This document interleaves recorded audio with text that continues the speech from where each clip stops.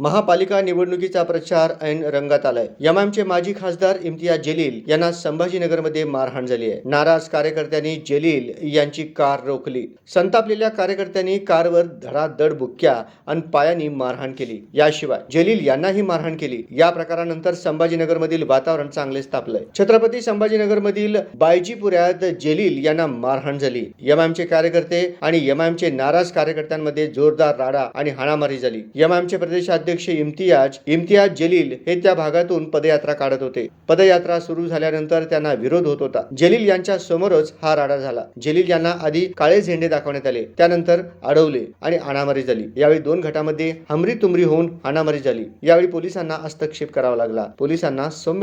पोलिसांनी यावेळी सौम्य लाठीचार्ज केला। 2014 पासून मराठवाड्यात पाय रोवणाऱ्या, मुस्लिम बहुल भागात वर्चस्व असणाऱ्या आणि मुस्लिम बहुल भागामध्ये एकतर्फी विजय मिळवणाऱ्या एमआयएमला छत्रपती संभाजीनगरमध्ये मुस्लिम बहुल भागातच विरोध होऊ लागलाय। छत्रपती संभाजीनगर शहरातील बायजीपुरा भागामध्ये एमआयएमचे प्रदेशाध्यक्ष माजी खासदार इम्तियाज जलील हे पदयात्रा काढताना त्यांना काळे झेंडे दाखवण्यात आले। त्यामुळे त्यांना पदयात्रा वळवून दुसऱ्या गल्लीत घेऊन जावी लागली।